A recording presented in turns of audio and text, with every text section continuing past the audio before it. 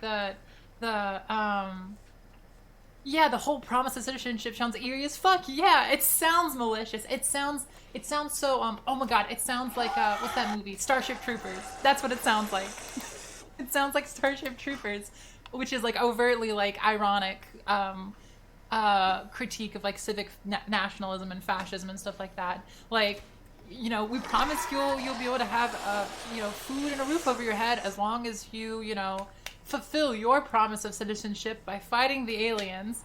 Service guarantees citizenship. Yeah, no, exactly. Like, it's one of those things. It's frightening. The promise of citizenship carries the implication of weaponized non-citizen status. That's an excellent way to say it. That's so good. And I understand. I think what he's trying to say is like they were left behind by the state in some sense. They were left behind by they were in this sort of non-citizen class, even if they were like technical like citizens. They weren't. The promise of their citizenship wasn't fulfilled. But like it necessarily, through implication, carries that sort of status, which is actually really relevant to what we're gonna talk about in general with Agamben. But we'll get into that later. Because he talks about the way that the Patriot Act, he talks about a bunch of different things, but one of the ones he talks about is the way that the Patriot Act maintained a non-formal status for people, for terrorists essentially, for whoever they wanted to declare as a terrorist, that anyone else could try to do the that anyone else could into the SOCDM, which on one hand implies good intended beneficial programs, but also implies the harmful aspects of that ideology. Yeah, I mean, definitely. But yeah, the Patriot Act and some other stuff that the United States did right after 9/11. Not that it was not this way before, but it definitely like ramped it up and sort of put it on 11 essentially. But that it maintains that there are people who are not charged, tried, citizens, non-citizens. They're just like detainees. Like it's like a completely non-formal detainee. No. I think you're expressing yourself perfectly. Don't worry. I think I understand you perfectly. It's on page 275. Yeah, sure. Let me click this.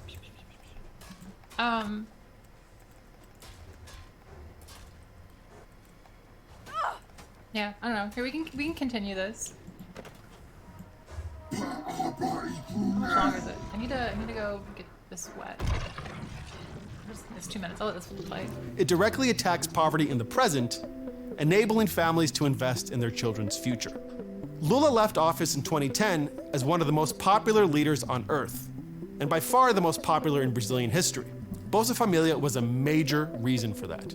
In fact, when a far-right extremist won the presidency in 2018, he sought ways to rebrand the program as his own.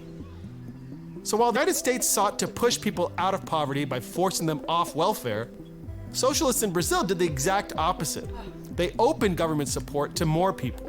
In the US, poverty went up. In Brazil under Lula, poverty shrunk, inequality fell, and the economy grew to 5 times the size than when Lula took office. Now, Brazil is still marked by serious inequality, but the Workers' Party showed that governments can act to dramatically reduce poverty. The first step is recognizing that poor people don't become less poor if their government calls them lazy or makes them take a drug test just to afford groceries. Enable families to meet their material needs, and they'll lead better lives. Lula remains popular in Brazil because he acknowledged that everyone deserves a dignified life, regardless of their class or income. And as we confront the rot that prosperous elites in this country have allowed to fester for too long, we might learn something from the example of the Workers' Party in Brazil. I'm Andre Pagliarini, professor of history and Latin American studies at Dartmouth for the Gravel Institute.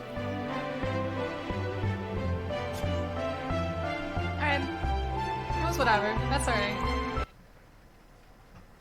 I don't really like the implication at the end. Also, I think they should have talked about... I know that they couldn't, but I think you get a better picture if you conceptualize it as like the full the 20th century history of the welfare system in the United States, the post World War II social democratic craze, essentially. The before that, the post World War One, too. I don't know. It doesn't. I don't know.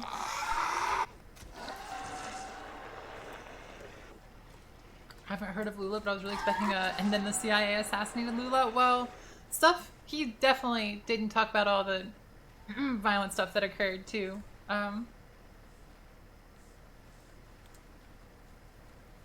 I, too, am tired of SOCDEMs. I've noticed that, Lord Lacanian. Here, I'm gonna be right back. I gotta go get this wet.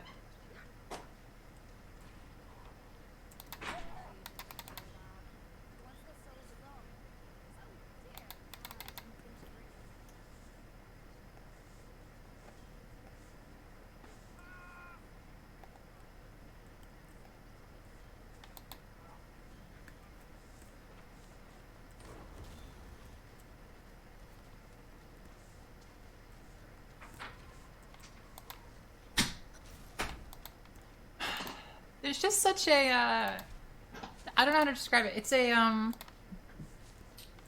there's a, okay, so this certainly isn't like my only problem, but there's this big recurring problem I see, and I see it not just in like SOCDEM liberal types, but I see it in a lot of like, let's call them technocratic communist types, who believe that like everything is, that the world is illegible, and thus we make it legible to, decide how to act. I think that's true of everyone. But then they think that like the only real legibility of the world is numbers. That numbers are the world. And it bothers the fuck out of me. A purely quantitative view of the world, life isn't real, it's all just like numbers and like I don't know, it just feels like wrong to me. I think it disallows them from making some good, some better views of the world, some better descriptions of the world, some better views of how to act in the world, you know, all of that. Like everything becomes like quantitative. I was joking with my friend about,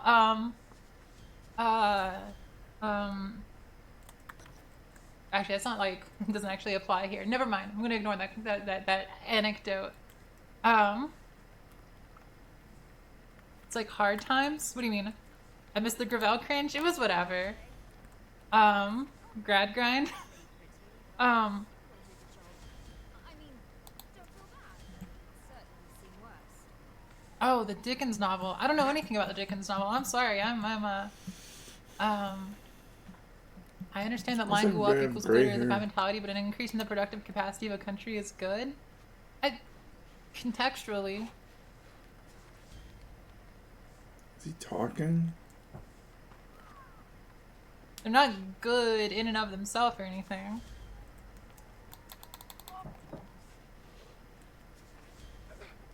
We just have to draw the context.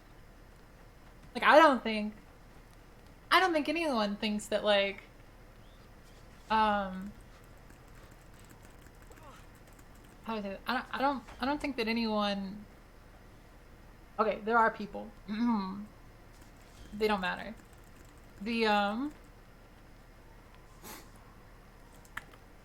Bruh. I'm trying to say is that sure, an increase in productive capacity is fine, but economic growth is not all productive capacity growth, and there are more things to account for than productive capacity. Productive capacity is one part of a series of interconnected systems. That's all.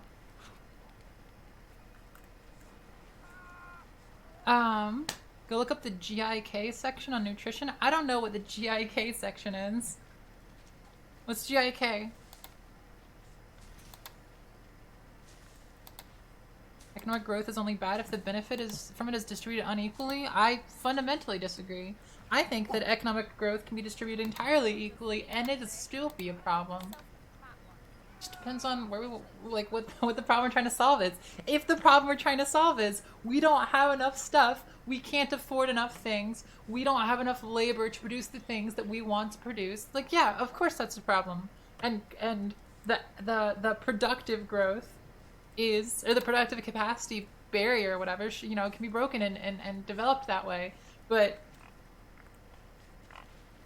economic growth, GDP or whatever, going up doesn't inherently relate to that. And at times, a lack of that growth or a refocus towards a particular goal, like I think that's some that we have to take the ecological question into play here, so that we can sort of ask how productive capacity interacts with the ecology, and how it creates feedback loops that sort of are inherently self-destructive. Like, there's stuff like that. Like, sure, like there are good things that, you know, it's not an inherent bad. It's just relative to a particular, you know, question that's trying to be solved. Like, yeah, I don't know.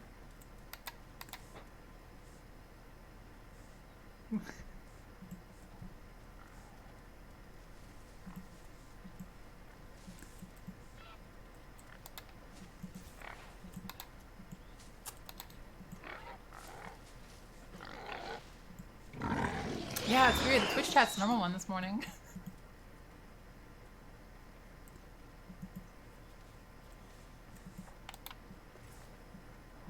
But also, the questions of economic growth and productive capacity as they relate to global systems, it gets even weirder, because, like, American productive capacity hasn't, like, crazily increased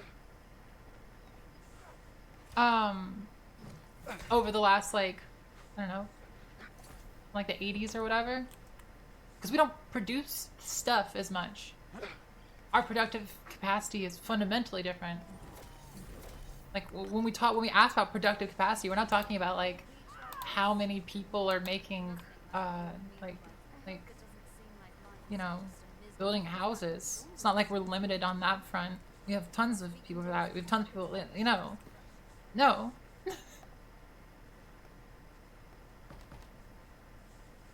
These things are far more complex.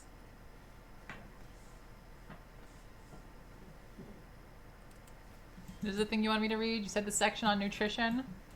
Fundamental principles of communist production and distribution. Wait, who is this? Who is the group of international... Who is this?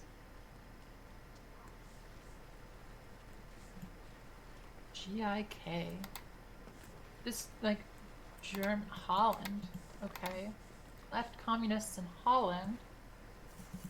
Okay.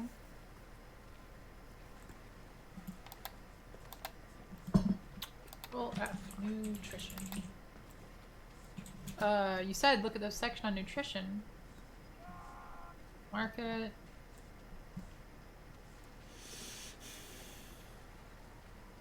Is there a thing here I'm supposed to read?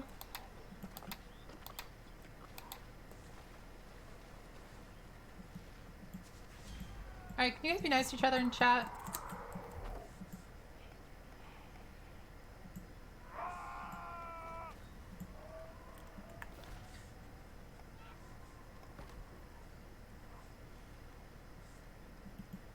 Control F, the above hyphen, okay.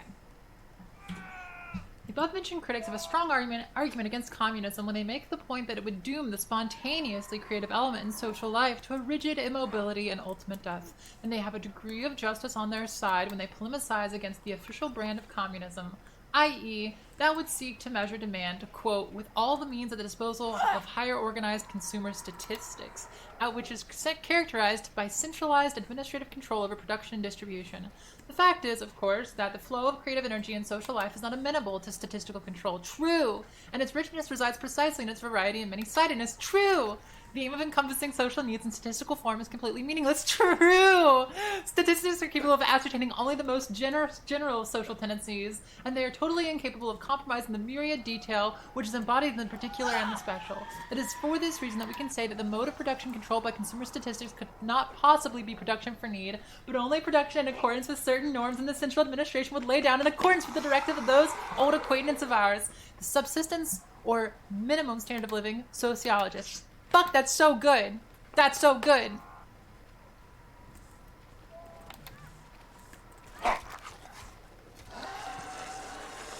This is a banger. Unironically, this is good. What is this? 1930 fucking fundamental principles of communist production and distribution. I'll drop it in chat again. Constance put it in chat. Let me go back to where I was. Fuck.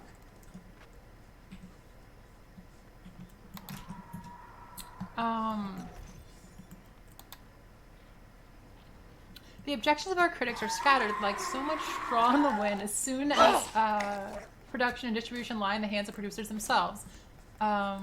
Organization of the consumers and their consumer cooperatives and in direct communication with productive organizations is a relationship which permits complete mobility. This mobility would compromise and comprehend directly the changing needs of individuals who would transmit these needs directly to the productive apparatus. Such a direct connection would be made only possible because no state apparatus preoccupied with price policy would be present to interpose itself between the producer and the consumer. To each product will be given its own specific reproduction time, and this it then carries with it on its journey through the social economy. In whatever form a product is to be created, the appropriate demand is communicated by the distributive organizations to the productive establishments. This is the entire secret as to how production organized on the basis of communist mode of production and distribution renders the market mechanism superfluous. This is so good. I'm sorry, I can read a little slower if you guys want. I know there's some people that don't speak English as a first language. I'm sorry, I don't mean to read so fast. I just got excited. This is like the perfect paragraph for the point I'm trying to make. No, I'm not complaining. I'm just impressed. YouTube 2x speeding. I'm sorry. I read slow. I sometimes read slow. It took me forever to read any of Agamben's State of Exception last night. God, it took me forever to get through it. I do a lot of I get really like sidetracked really easily. Doesn't do speedruns of games, though does speedruns of theory. True. Also Silax, trans deer, hell yeah. What a mood. I should finish my makeup. What are we up to? Well, we're talking about statistics. We're talking about the boiling of the qualitative to the quantitative and how this sort of permeates a lot of political discussions these days to the point where it makes a lot of stuff frustrating to deal with at times. A lot of discussions frustrating to deal with because everything is boiled down to the quantitative. And if you describe qualitative, they want to boil back down into the quantitative so that they can, you know, I don't know, so that they can apply some. Usually, it's apply some sort of standard to it that is in accordance with like the common state of the world. I mean the status quo, truly. I hope this isn't TOS. So true. So true. Is this you yelling at vulgar empiricism again? Yes, I'm always yelling at vulgar empiricism because no one in these political spaces is a real empiricist. Everyone is a vulgar empiricist. No one does the real work. Everyone like pretends like they're doing the work because they read a study. Like, fuck off. Like, it's really annoying. I fucking hate it. I don't think that there's a single political streamer that's not a vulgar empiricist. Like, I'm sorry, that I would criticize. I'm sorry, there's not a single streamer of this type, of like the most common sock dimmy kind of streamer. Read the entire book by Agamben? Yeah, said the political streamer. Yeah. Yes. Look, I don't ever talk about fucking like statistics really. Cause I don't care. Do you have any data to back up that all streamers are vulgar empiricists? Yeah, I don't know. I just don't care about like the vulgar like I read a study that said anything. I just don't care. I don't believe them in all honesty. Like I think that most of them are just stupid. I'm sorry, they're not stupid. They are because I actually don't think that they're stupid. What I really think is that they are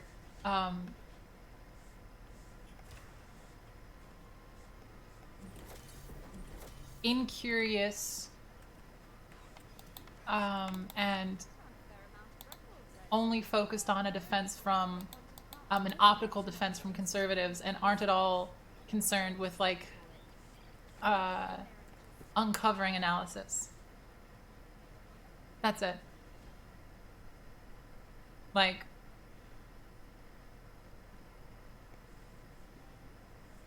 I don't know why I would care about that. It's how, every time I've had a conversation with these people, this is exactly how it goes. Like every time. So I just don't know why I care. I don't know why I don't care about them. I don't care about this sort of like gross framing or whatever. Like I don't know. I just don't care. I don't care. It's useless.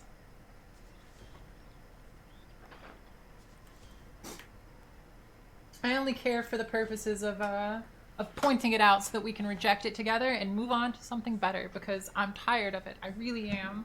It's the most incurious way to engage, I think. Anyways, back to this. We're gonna get rid of this. It's fine. Hold on to that. Close this. We were gonna talk about. Someone asked. What did they ask?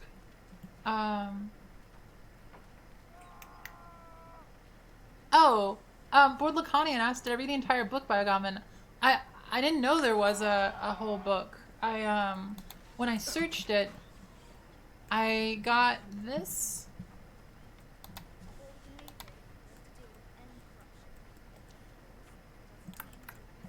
Here.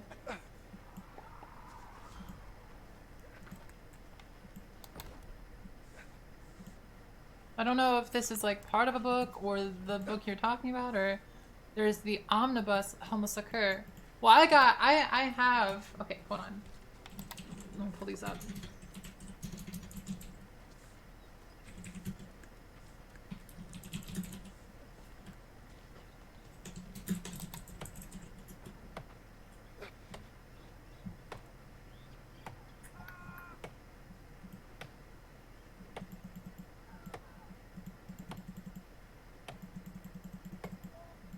Yeah, okay, I don't know. Okay, so I've got this PDF. It's like 110 pages. Paradox of Sovereignty, Politicization of Life, Biopolitics, The Rights of Men. Yeah, so this is Homo Sacer. But I also have this. State of exception as a paradigm of government. That's not like a thing here. That's state of exception as a yeah, no, it's not like in here. So I was reading this last night. I was reading Homo Sacer a couple of weeks ago, or like a week or so ago. But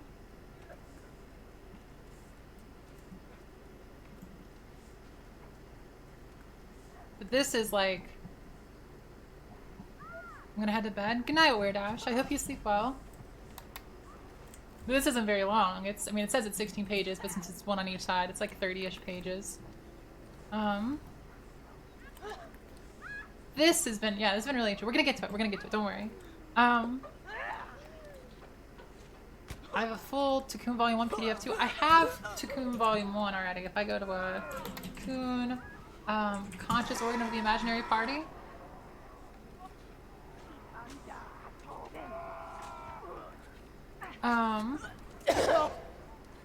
And I think I grabbed a Tikkun 2 from somewhere. I don't remember what it's called. Hold on, I have my little file thing here. Tikkun. It's not Introduction to Civil War. It's not Conscious Organ, because that's what we're looking at here. It's not,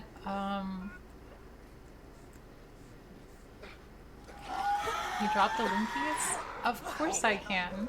I don't know if we're talking to the person in chat, but yeah, I host all this stuff myself.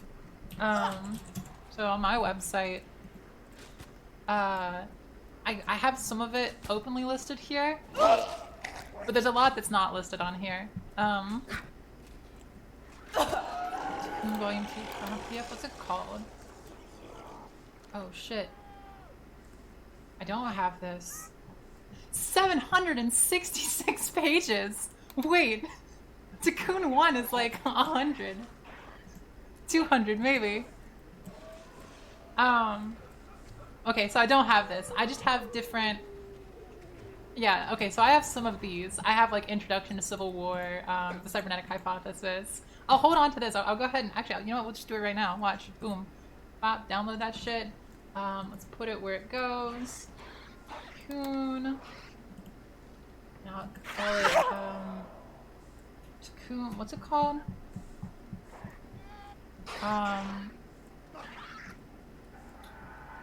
Zone of Offensive Opacity. That's a cool name. Zone of Offensive Opacity. And then I'll take, in a very artsy way, so the text is way bigger. Oh, okay. Well, this is cool. I like this. I like this version of it. It's normal font. It's like 300 pages. Oh, okay. That makes more sense. All right. But then I'll go ahead and I'll, boom. Drop this here. Close. Okay, so it's not that way right now. It's not this way right now, but I'm gonna describe it for anyone who ever wants to get these from my own website. So if you go to anarch, anarch.cc/uploads/ and then the name of something by the Invisible Committee with hyphens in between, and then just the name of the piece, to our friends.pdf. So like if we wanted to find Giorgio Agamben, Giorgio hyphen Agamben, state of exception.pdf. Hey, oh wait. Oh no, I typed it wrong. What did I spell wrong? Giorgio? Oh, I didn't put the I in Giorgio. My bad. But I am gonna change it so that it's a little easier to like navigate like all of my stuff instead of just like the relevant writings.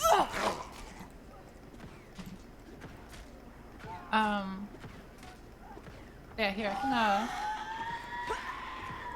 I can drop some links. Here's a link to Oh, that. for God's sakes. There's Here's a some link more. to the conscious organ of the imaginary party. Here is the one that we just uploaded. We can do upload/Cocoon, and then zone of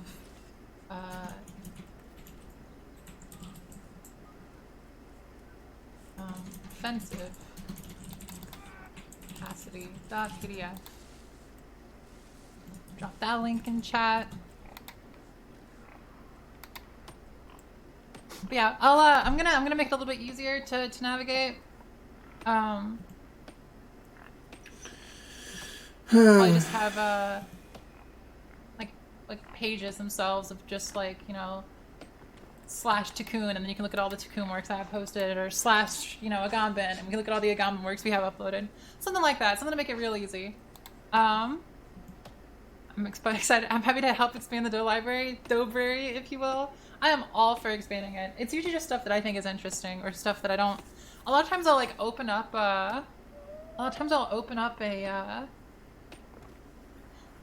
like a PDF from someone else's website, and it just loads so fucking slow. It's so annoying. So I just host myself because it's way faster. And I know this is like I know it would change if more people looked at it or whatever, but it's still annoying. Anyways, I gotta finish my makeup. We have been Robin. Yeah, like what's Robin's at? Robin Vivo, Robin_Vivo. Yeah, Robin's actually why I was reading Agamben. And Cocoon actually.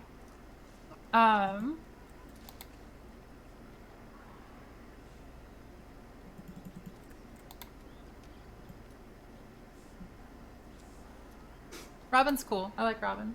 Anyways, can we watch something? I need to finish doing my makeup. My makeup's been like half done for like 40 minutes now. What are you doing? I don't think good to watch. You guys have any good videos? What do you got? What do you got for me? Half done makeup stream? Just leave it like this? Just like a weird, singular colored face? Socialism. Just I watched that by myself and it was so cringe. God, it was dumb. Or maybe I'll watch like an older one or something. But it was basically the same idea. I hated it. It was so fucking stupid. It's the statistic meme. Oh god, I can't stand it. Akeem said some really silly stuff in it. Yeah, I don't know. Um,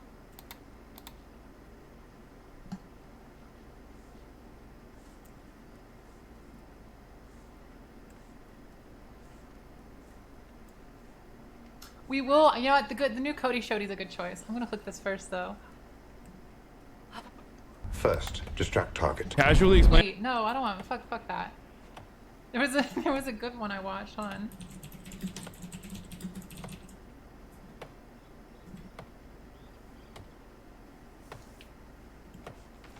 I've been trying to learn yoga myself, you know. Yeah, okay, buddy. And I'm a tier 3 sub to Hassan for his political views. And we're back. I'm sorry, what? Son of a bitch. No, I love Casually Explained. Fun little meme. I mean, I've obviously watched a lot of his videos on stream before. I reached out to him like way back in the day. I think it was like 2016 or something, when I was at the Young Turks, and I was like, dude, you want to do content, like you want to do some, you know, videos together? And he was like, fuck no. I literally was like, bro, do you want to, he's in here. I was like, bro, do you want to do like, you know, something with like politics? Oh my God, he's literally tier 3 stuff. Shut the fuck up, dude.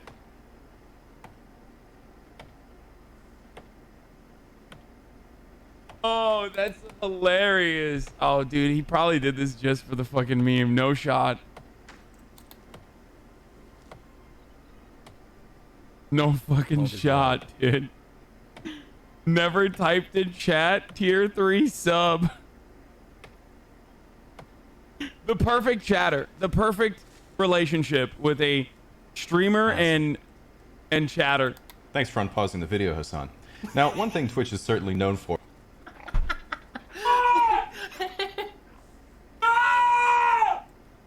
Actually, tier Are you 3. fucking kidding me? Ah! It's a good meme. That's a good little meme. I'm still confused as to why Hassan is so popular. I think it's just two things. He's an attractive guy and he had a good start. The TYT start is like incredibly helpful. I think those are the two biggest things.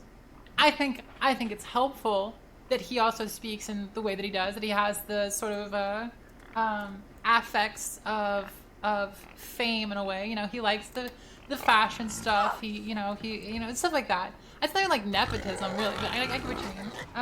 Yeah, I think that's all it is you want 2IT to grow my brand? Yeah, he's charming. I think he's a fine guy. Like, he seems like a nice enough guy. That's it.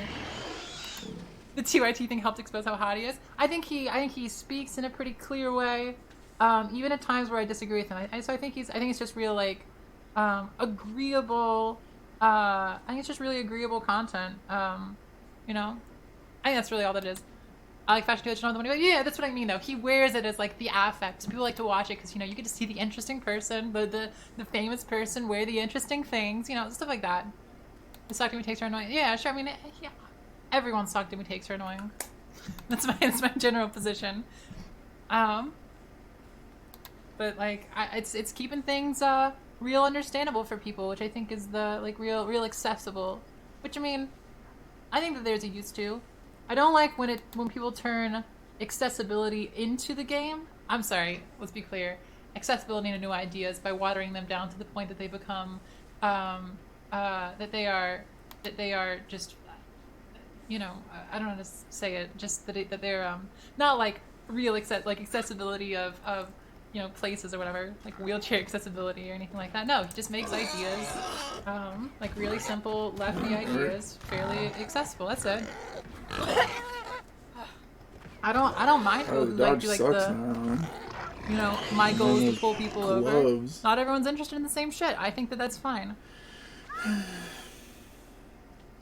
I don't like radical brandings on things that aren't like radical though, but I don't think he does like the radical branding really. Or if he does, I don't watch enough to know.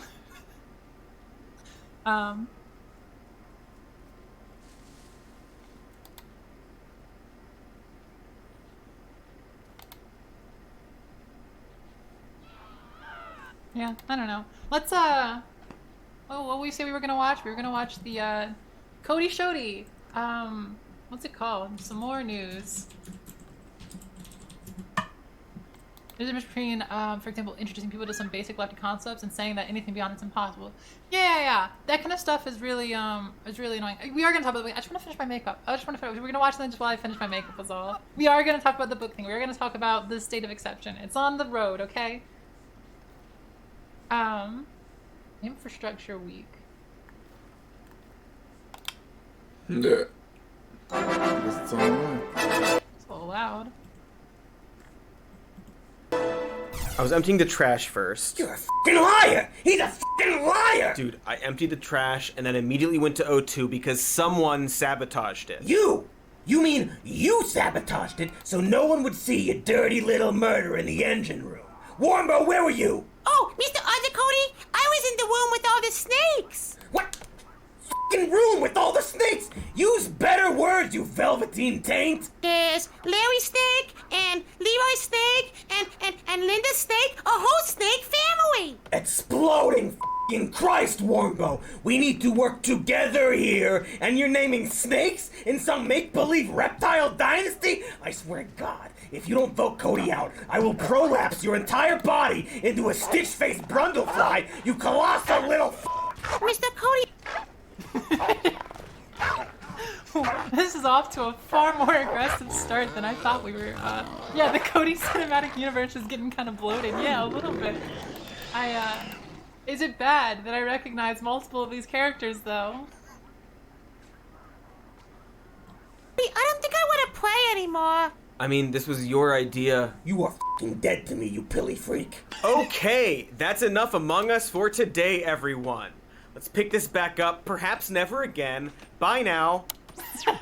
Wow, man, your timeline's Warmbo is insufferable. Yeah, I mean, he's still here listening to you, but yes, absolutely. Why, what's your universe's Warmbo like? Extremely deceased. Man, that sounds great. Oh, Mr. Cody's! What is it, Warmbo? What could you possibly want? Warmbo, I swear on my mother's womb that I will bleach your f***ing soul if you don't shut that flapping face before I reach across the multiverse God. and on everyone you ever loved, you sickly worm bag. I will come for you in the night. Okay, maybe let's take it down a notch for once in our f***ing lives.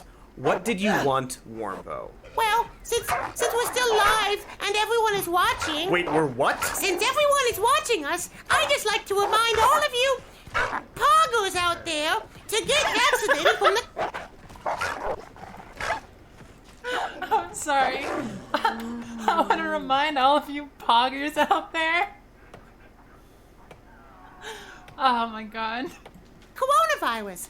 It's totally clutch, and it's free, and it's like poggers, and totally OP when you get the vaccination. Did he say vaccination? Did that insufferable piss-colored pillow dead? Oops. Alright. Hey, Warmbo. Yes, Mr. Cody? We are Did you the happen to poggers. take money from the Biden administration in exchange for using my platform to talk about vaccinations? Wait, what did he say? Yes, Mr. Cody? Did you happen to take money from the Biden administration in exchange for using my platform to talk about vaccinations? Maybe? Yes? I just wanted to get the word out to all the young people, teenagers, poggers. Warmbo, what did I tell you? Teenagers don't watch this show. They have too much precious joy in them. But I guess, since we're apparently recording this, we can maybe perhaps talk about the importance of vaccinations. If you give me the money they paid you, of course. Wombo is gonna use it for insulin. Yeah, well now Warmbo's gonna use it for Cody's weed, okay, buddy? Okay. Okay, God. here goes. Here's some news. Get vaccinated against diseases, please? It's better than being unvaccinated against diseases. Okay, message over. Warmbo, if you could Venmo me that weed money, that would be swell. And hey, you know, while we got you here, I might as Cody well has talk cat about ears news. going on with his hair. I believe it's called the Wolverine. Stuff, right? Like COVID's still a thing, the vaccine, all that super neato stuff. So hey, here's some news. maybe taking a horse deworming product for coronavirus isn't the best idea. Something that I'm guessing anyone watching this already knows. And yet I still feel like I have to emphasize. Oh, yay! I read on Twitter about the ivermectin and how it makes conservatives sterile and it's causing hospitals to get backed up with patients so that they can't tweet gunshots and stuff. Yeah, I mean, both of those stories were false, Warmbo, but it still is harmful to take, so we can get that message across without making shit up. Still, too bad it's not true. It's nice to see all those mean, spiteful conservatives who always wish Wombo harm. It's nice to see them die, isn't it, Mr. Cody? Wow. What? Oh my Wombo God. drinks the blood of the right-wing dogs who harp about not wearing masks and not getting vaccines before succumbing to the hell void of their own making. They live like pigs, and then they died like pigs! Those meanies on the right! Not like compassionate liberals! Wombo. Isn't that right, Mr. Cody? Isn't that right? I don't have a single normal friend. He's literally like eating the microphone. Warmbo drinks the blood of right-wing dogs. Oh my God. Hey, Warmbo, knock knock. Who's there? Okay, wow. I guess we need to talk about the overall problem with misinformation and also a serious lack of compassion when it comes to discussing stuff like ivermectin and coronavirus deaths and public safety and being all in this together and whatnot. I mean, obviously, when it comes to believing any tweet or half-assed news story fitting the desired narrative, the left is nowhere near as problematic as the right, and we will get to that. But before we do, let's all just agree here and now that the desired goal coming out of this pandemic and the vaccine is to ensure that everyone lives, right? Because it's good for people to live. I don't think that's controversial. And, you know, I'd rather change someone's mind than hope they die because we disagree. But also, I get that by not getting vaccinated, these people are a danger to those around them. So it's complicated. But the point should always be compassion? Yes? Keeping people alive, etc. It's not fun when someone is sick, unless it's Trump. That was actually hilarious. Look, it's case by case, and I'm not gonna sit here and go through every instance of an anti-vaxxer getting the virus and try to make judgment calls. Vindication porn is a powerful thing, but, you know, let's be better than them. Let's be better than Warmbo, a literal puppet I invented as a straw man. Have we even started an episode yet? Yes, all the time. What? Anyway, ivermectin. It's a drug used to treat people and animals with parasitic worms that, yes, won the Nobel Prize for being a therapy against infections caused by roundworm parasites and not, you know, anything related to viruses. And so sure, yes, calling it a horse dewormer is reductive. But you know what else is reductive? As in taking a complex thing and simplifying it to a crude form. Dying. In this case, dying because you took ivermectin instead of getting vaccinated. And yet, despite this, the right honed in on it after a study published by a Dr. Ahmed Algazar claimed that patients treated with the drug had a 90% reduction in mortality. Soon after, this same study was pulled, not for being slightly inaccurate, but flat out fake, as one medical student first noticed that the majority of the study had been plagiarized from websites about ivermectin and COVID before being shoved through a thesaurus to appear different. On top of this, none of the ages, dates, or information matched up. It was a fake study. A steaming turd sprinkled with Parmesan that a lot of people are now suckling up. So sure, a lot of news stories about hospitals filled with ivermectin takers are probably exaggerated because the drug can absolutely be taken by humans, even though people are indeed consuming the horse paste version, but it's also completely ineffective for treating COVID, and you can still absolutely overdose on the stuff because you can overdose on any drug. It's like drinking NyQuil to cure a broken bone, or taking, I don't know, hydroxychloroquine to cure, I don't know, coronavirus. Like, if the doctor treating you prescribes this for you, okay, but otherwise, maybe nay? That's a horse joke for you. Anyway, it's kind of a given that, especially thanks to the internet, cranks exist and spread their gross crankery to other crank-prone types. But what gets unnerving is when high-profile people slowly succumb to the lies and spread them. When hospitals spend resources having legal battles to keep idiots alive. When it feels like there are more people who are more willing to drink pond water than get a free damn vaccine, and how it feels like we're somehow reverting backwards to the days of treating cancer with leeches and heroin. And it's especially unnerving because people are still dying at an alarming rate. 1,500 a day, for a total body count of over 650,000, or 1 in 500 Americans. Specifically, Americans who remain fully unvaccinated, which for most of America is about 50-ish% of people, plus or minus depending on their state. Yes, despite being fucking free and available to all, a lot of people just can't be bothered to save their own lives. Also, are you serious, Bubble Boy? Bubble Boy, you gotta back it up. I want to repeat it, but you gotta back it up. Give me the backup so I can look at that. I need to know.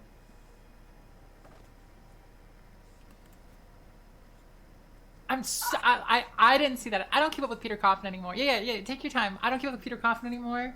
Ever since he went down like a rejection of everything he'd ever said before. Yeah, no, like I don't keep up with him. But I completely missed him pushing ivermectin. If this is the case, I'm believing you so far. Said to call it Bojack, so that you could get around like censors or something.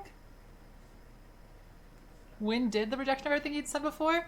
I don't know. There's not like a pure like time for it. It's mostly just a like a process over the last like year or so, maybe 2. Sure, yeah. No, it didn't have to be outright. I don't expect it to be outright. I'm just curious. No, because like before he was actually talking about like some stuff that like was kind of useful. Oh, do they use they?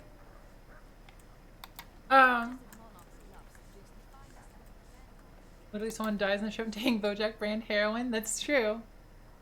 Yeah, but they, yeah, Peter, when they were, I don't know, there was a little bit of time. Like, they even used to call themselves, like, an anarchist and stuff. If I go look at the old, Peter Coffin currently uses any pronouns? Okay. Yeah, no, I don't mean to misgender. You know me. I would never intend to. I thought it was any, all, too, but if they go by they, them, that's fine. No, but like he used to call like, okay, there's an old Destiny debate. It's not that old. Like I started watching it recently. I had to turn it off, I think. It was painful. Destiny, Peter Coffin.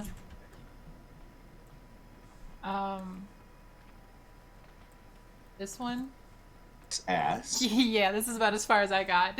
20 out of the 40 minutes. In this, he describes himself as an anarcho-communist. So, like, hearing him now talk about, like, how Stalin's dialectic and,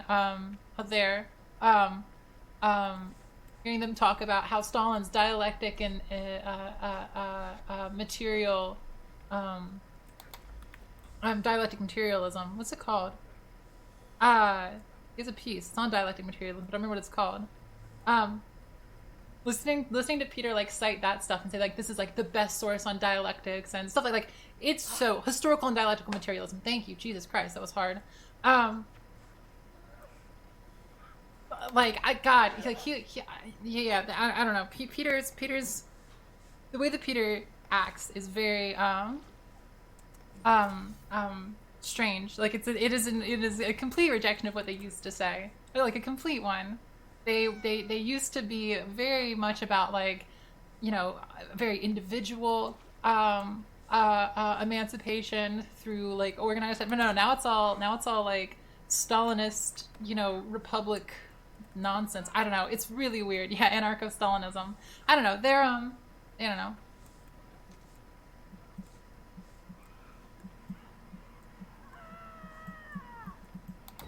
Coffin a neo-cow? I don't think Coffin knows about neo-cows. Coffin is literally their belief is just Caleb Maupin. I think Coffin is a Maupin-esque ML. Yeah. Please help. Remember how Coffin and AG platform and Oswald called him a real communist? Yeah, I don't know. Caleb is too a neo-cow, right? Caleb, I don't think Caleb. I think Caleb's beliefs boil down to like his like he just believes in centralized authority. Like it doesn't really go much beyond that. Like it's anything that resists the United States that's a central authority. But also, Caleb is like an overt, like, Nazi. Like he has an entire book about like Jews controlling the world. Like not even like I'm not talking it up or whatever. Both their beliefs amount to nationalism, judgment, communist rhetoric. Yeah, basically. Yeah, no, absolutely. No, but the book is like straight up anti-Semitism. Like it's literally the Jewish question. Like God, the name is like nonsense too. I wish I remember what it was called. If Alyssa was here, I think she would know. Constance, do you know the name? Yeah, global Zionist bankers control the United States. Yeah, like it's, oh God, it's really bad. It's really bad. It's just overt white nationalism. It's overt, you know, Jewish question. Oh, fuck.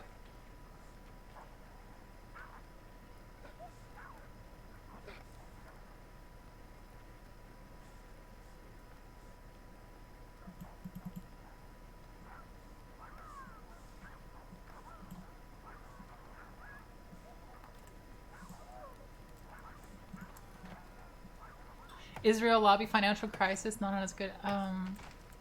Yeah.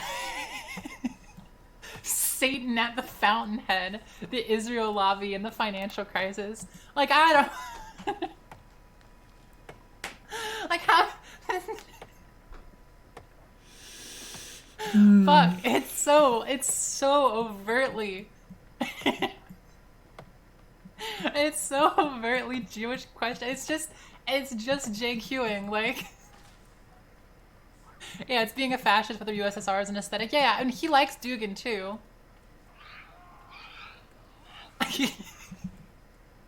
Ah, man. He's such a joke. In all honesty, like, paperback $907? Yeah, cool, dude.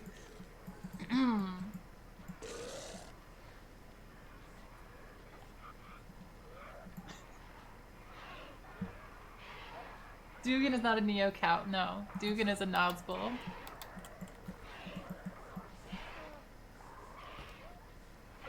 I mean, and this is why his videos. I mean, he is entirely consistent with his nonsense. That this is why he makes the videos like communist billionaires are actually a good thing because communism isn't about making people poor. It's about making people, you know, wealthy. It's literally like you're just envious of the rich kind of thing. It's really dumb. All right, what did Peter say? What did they say? What is this? Should make sure. I forget that Peter has in his lap. Yeah, I'm open this incognito.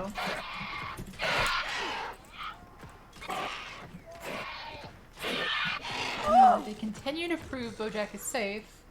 Time to make like people think Joe Rogan did and invest in an out-of-patent generic.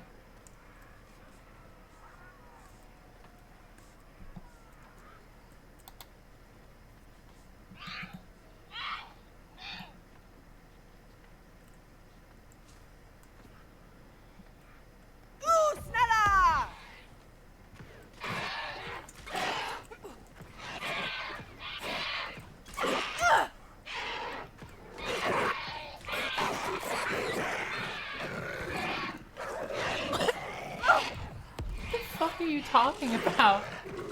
I'm just reading through this. This is nonsense. Whatever, fuck it. Yeah. God.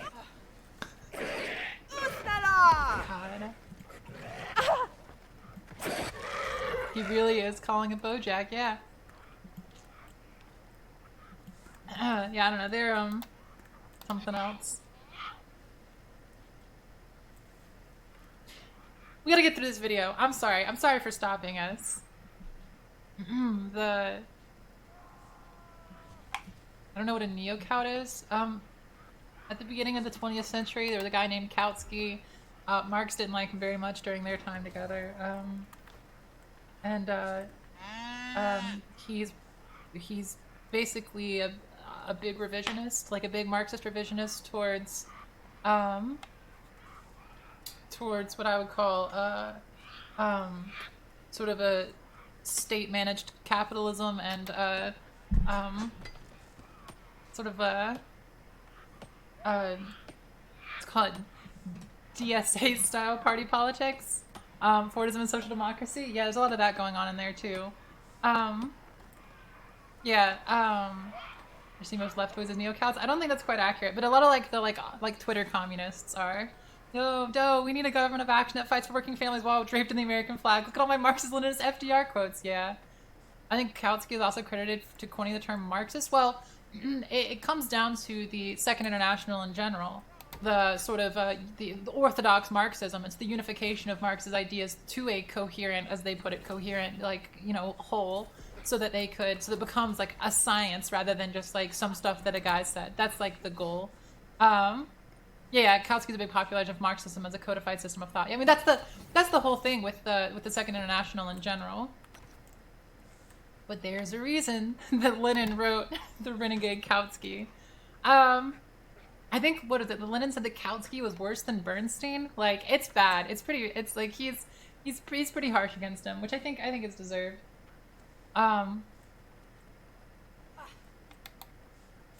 Who killed Rosa? Yeah, I mean, they were all contemporaries, Rosa, Lenin, Kautsky. Yeah, I don't know. I don't really care about, honestly, the quote tweet wars between Lenin and Kautsky. I don't really care much about the like, historical battles there. At this point, I've never seen a Kautsky's position, like a as they call themselves, a neo-Kautsky's position, that isn't essentially just like, well, we need a party and we need a republic, and that's as far as their politics ever goes, as far as I've ever seen. Every answer to every problem is like a republic or a party. You know, if a revolutionary movement didn't pick up enough speed, well, they should have had a better party. They should have had a party at all. They should have, there should have been a better centralized apparatus of decision making there. And the same thing for republics too. Everything in the world, the solution to the Palestine-Israel conflict is an international party and a pan Middle Eastern republic. Like, it's all that same thing. It's all like, if the workers were really doing the state the way that they should, I don't know. I think it's all like really dumb. Jedi would have won the Clone Wars if they had a party. Yeah, true. Wait, wasn't that the Jedi Council?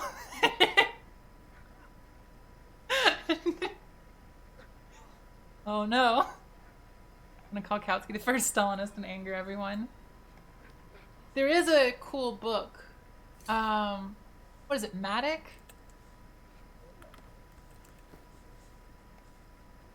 Was it Matic who said, who wrote From Marx to Hitler?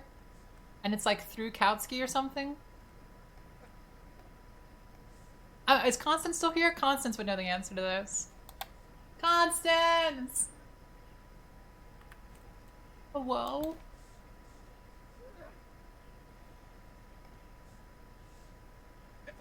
Democracy was no match for thunderous applause. Oh well.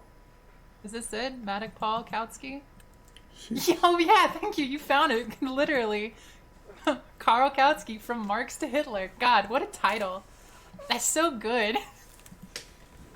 I think there's a really good line in here.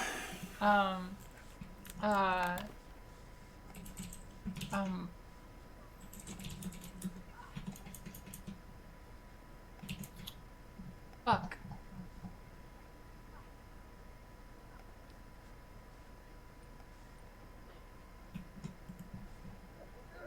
Finger title? Can you use the rest of the article? True. Okay. It's really cool. I wish I knew exactly how it went so I could search for it, but it doesn't matter. Let's watch this video. I've been spending way too much time talking about this.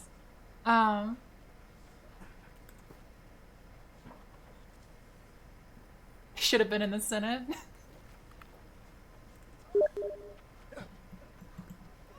call him one more time like he's Beetlejuice? God, I feel so bad when their accounts are compromised. Rat. Other people's lives. Because while the current vaccines are holding that door shut, Oh, most wait, yeah, you screenshotted a really fashy Peter tweet. I want to make sure it's not like TOS first. He likes this like American aesthetic meme. He's doing like all like they're doing all like the like patriotic, you know, the state or whatever is I'm sorry, the communists are really just about like fulfilling like the promises of American, you know, of like national like citizenship. It's weird. It's honestly the same kind of thing that we watched in the Gravel video, like fulfills the promise of citizenship. Like that's his politics. That's all I think that Peter believes. I don't know. Is there a debate between a Neocon and a Browdress, American ML? I'm not sure. Make all that. Probably. You mingled a Mao section to make it pro-American patriotism. It was painful. Ugh. That's weird. I don't even like Mao, and that's weird. All right, we gotta move on. We gotta move on. Okay, we have to. We can't stay on this forever. scientists seem to agree that it's only a matter of time before variants slip through. So yeah, circling back around, get vaccinated? Do it today if you haven't yet, and if you're an employer, maybe give employees days off so that they can get vaccinated and endure the day-ish of hell that comes with it. Because perhaps that's better than dying. I'm back, corn! Nobody listen to Cody. For the love of God, do not get vaccinated! It is a trap! Dude, why? Don't! Dude, me, you festering curd! I'm from the future, you prick! I'm from 2021, and I'm telling you, the vaccinations are a mistake. Yeah, I'm also from 2021. It's 2021 right now. Remember when we first met? The whole gag was that you're from like a few months ahead of me. But now we're both 2021 Codys? Feels like there shouldn't be two 2021 Codys anymore. You're welcome to swallow your tongue and die. I'm just saying, Wait, like... They don't both travel through time? Is one of them stopped in some sort of temporal frozen land? What's happening? How's one of them from 2021 and the other 2020, and now they're both in 2021, except for, well, it doesn't make any sense. You know what? I'm beginning to think the whole Cody Shody cinematic universe isn't all that well thought out. That's what I think.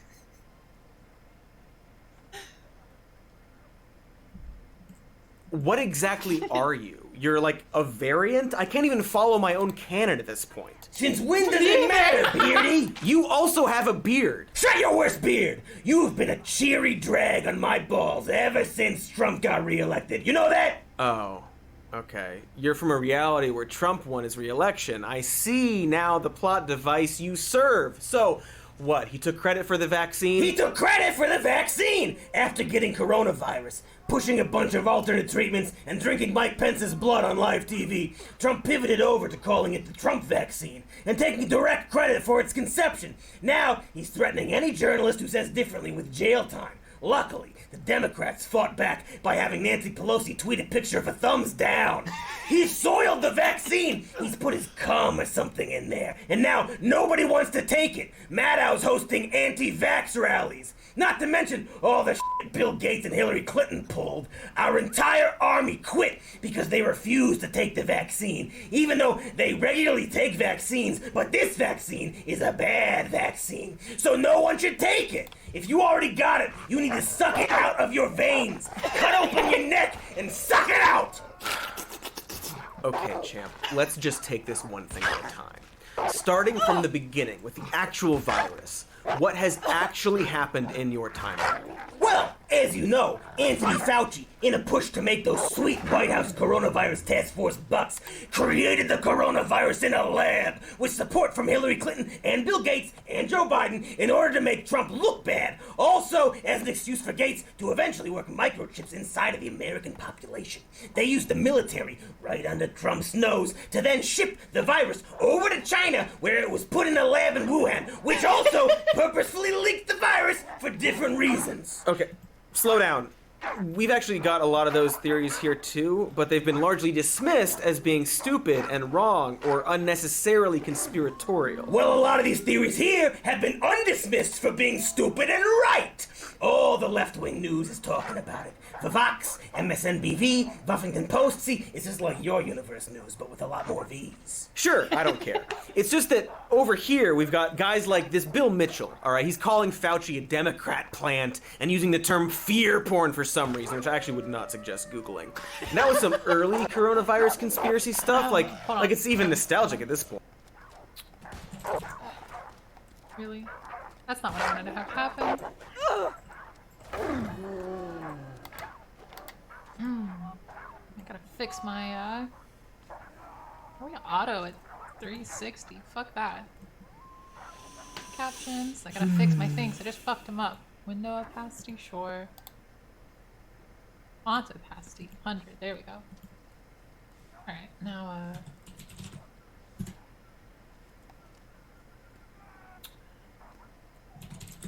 Alright, just keep that in the background. Yeah, just keep, yeah, alright. We've got that, on the, you know.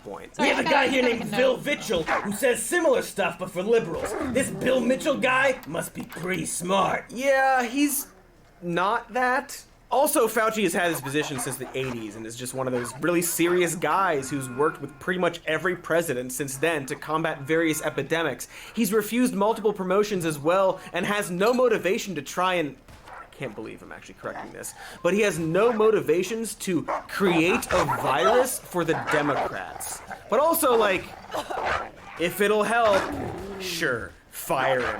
He didn't do an amazing job at communicating to the public? Hire some other boring, nonpartisan egghead who agrees with him already and will say the same thing, but the goons won't ask for his head on a pike or spike protein or whatever.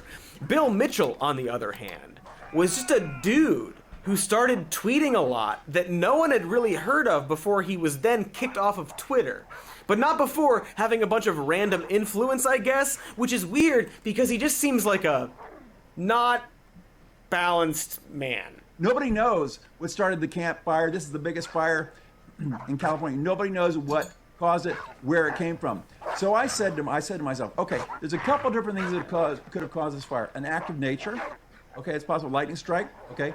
A power line could have caused it. You could have had individuals being careless with a campfire could have started it, or you could have domestic terrorism that started it. What? Now, who is the only domestic terrorist organization that we know of in America? Wait, what Antifa. Who loves to light things on fire? Antifa. As for the Bill Gates stuff, this came from a YouTuber by the name of Jordan... I'm sorry, what?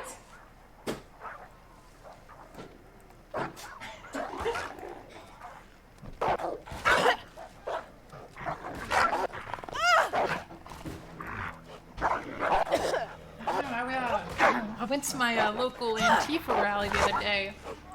Great conversation. God, it was so much fun. We talked about all the big topics. Terrorism, lighting things on fire, I think that's it. I think that was like the whole conversation. I'm pretty sure.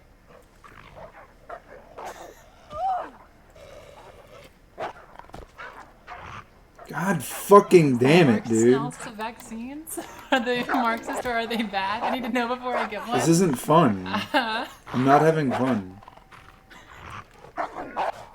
I'm Why the fuck can't I change my shit vaccine while I'm getting fucking attacked? The vaccine. Yes, fine, whatever, dude. You know, is it got a real like Dude. proletarian character, or is it more of a bourgeois? Bruh!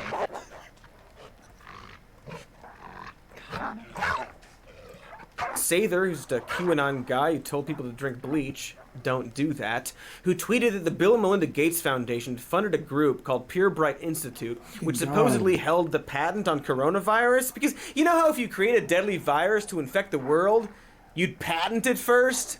But it turns out that this patent, which is available to read online, is for a totally different virus that only affects chickens. And this is actually a totally normal thing that happens, and the word coronavirus funny, though, actually refers to a whole... Is that, like, there are ways in which we could look at certain things that are, like, completely within the like, normal state of things, but are, like, actively abusive. Like, of course, saying... we're the secret shadowy cabal that's releasing a world-endangering, pathogen or whatever is like ridiculous, or but I think there's plenty of things that are at that level of normalized and also dangerous and bad and stuff like that. It's hard to like, it's easy to like point to like the rejection in that way, but actually, this is part of what the rest of this thing's going to be about, like the state of exception stuff we're going to talk about. Wildly, it's a different kind of story though. It's just, I don't like the implication there. I watched part of the stream of this on Saturday and I laughed my ass off. Same guy, same passage, same argument. Interjected premiers for saying it's fine. What do you know? The Vatican comes from comments online coming from anarchists. Is this the Athenian guy? Or oh wait, what is this? Oh, it's the Luca guy. Okay. Wait. Oh god. Alright, we might look at this.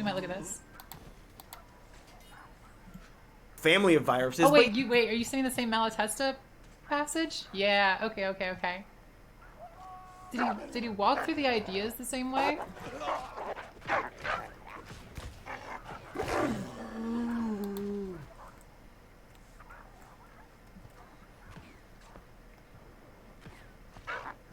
Alright, we'll maybe look at that in a little bit. But this is what happens when people just decide they know how science works. There was also the accusation that our military brought it to China, which was just... It's a good passage for that discussion. It's a really good passage for that discussion, because it's sort of fuck, we're gonna get too off again. But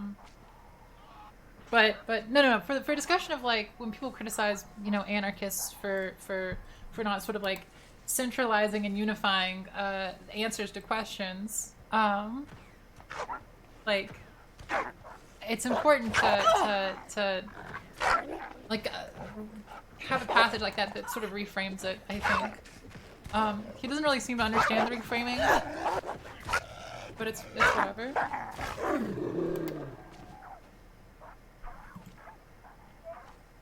Oh shit. Just something a Chinese diplomat said in response to our accusations that it was purposefully leaked from a lab in Wuhan. In other words, it's just people making blind claims so many times that it becomes common knowledge for anyone who wants it to be. So now we have Tucker Carlson casually referring to Fauci as the guy who created the virus, like that's an established fact. They take it from the guy who created COVID. Watch this. Why am I even debunking this? This is like putting salt in the ocean, but I guess I've never actually said it out loud altogether before either. You know how like literally everything you're saying is something that at least a small percentage of the country actually believes? Small percentage? Motherfucker, in my world, this is all people hear about on Twitter, on the bus, really wherever I'm talking. It's everywhere, brah. Open your damn sound holes and let the truth you, because I haven't even gotten to the really insidious parts either. Oh yeah? Oh yeah, corn dick! But first, perhaps a word from some sponsors, huh? What? Yeah, a man has to eat, you jerk! You stupid jerk! Cut to an ad before I eat your shit! You're threatening that you will eat my shit? Hello, Internet. Let me tell you, I am a busy Cody, and no doubt you are also a busy Cody. That's why you're watching this, while literally running down the street and holding your phone in front of your face. We all do it, phone running. All us busy Codys. And listen, some days, the last thing this handsome and busy devil wants to think about is shopping for clothes. Sadly, we've yet to elevate society to a point where we no longer need to dress, and so that's why I'm all up in Mack Weldon's daily wear system. This summer or summer-adjacent season, why not buy yourself some time with a selection of clothes rooted in smart design, made with performance fabrics, and built to work together. We're talking about polos, t-shirts, stylish and professional button-ups, but also underwear. busy Cody. There we go. Nudist Cody. And we're back, just everyone. like a modern Thanks day for hanging woman. in there. I'm here with Pissant Cody about to shatter his whole world about the truth behind the coronavirus. I feel uncomfortable with you taking over the show. See, the virus, it wasn't actually that bad. The severity was a hoax, you see. So Bill Gates contacted the pulsing f***s at all them cell phone companies, and they put up 5G towers in Wuhan before the virus leaked, using millimeter wave spectrum and some shit to spread the virus. I read all about it in this Italian-ass blog post on Facebook. Ah, yes, an Italian-ass blog post. Actually, in my universe, it was a French-ass blog. That's actually where I get all of my philosophical beliefs. Sure, they might be called, you know, philosophical journals, but let's be real. Let's be real. I'm just reading some fucking Italian Facebook posts. Giorgio Agamben, more Italian Facebook posts. It's all the same thing. I'll be glugged by the nudist Communist Party for refusing to take my clothes off. We just will stop producing clothes. Duh. This is easy. All of you. Post from a group that had already been demonizing 5G towers with a bunch of other conspiracy theories. The post, based on literally nothing, was then spread and translated until people were tearing down and burning cell phone towers. But I'm sure it's way more credible in your dimension, right? Nah, that's more or less it, except Italian. It's like the Italian version of what you said. And so the 5G towers, Cody, those are what spread it. That and our weakened immune system thanks to GMOs. Okay, let me stop you right there. It really seems like a bunch of already established groups like anti-5G people, vaccines causing autism believers, and anti-GMO groups just sort of jumped on coronavirus to push their already established conspiracies. COVID is just the newest way for people to demonize things they don't fully understand. The Boers are also spreading it. Wait, what? That's right, you smear of shit on your little poopy underpants. There's a study that found that wild pigs are susceptible to the virus and have weaponized it against us. Those snorty f***s. Okay. Maybe that one theory is true, but I'm pretty doubtful about the rest of this. This dark cabal of tech companies and Democrats seems, you know, stupid. A very stupid overestimation of how the system works. Don't forget the fact that Disney knew this whole time and let it happen to push the streaming service that wouldn't have happened otherwise. Wait. I gotta know. I gotta go. I gotta know. I need it. New conspiracy theory links. Disney's tangled with COVID. I gotta know. I'm sorry. I know I shouldn't read things that we already know are like wrong, but I gotta know. 10 years. Oh my god. Tangled took place in a kingdom called Corona and was about a girl who practiced social isolation all her life. It's Rapunzel.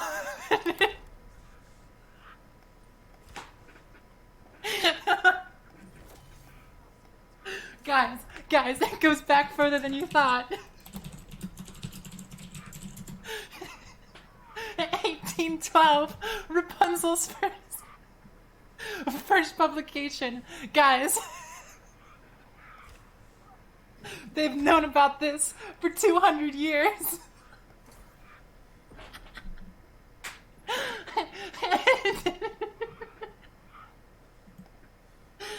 Oh my god. Oh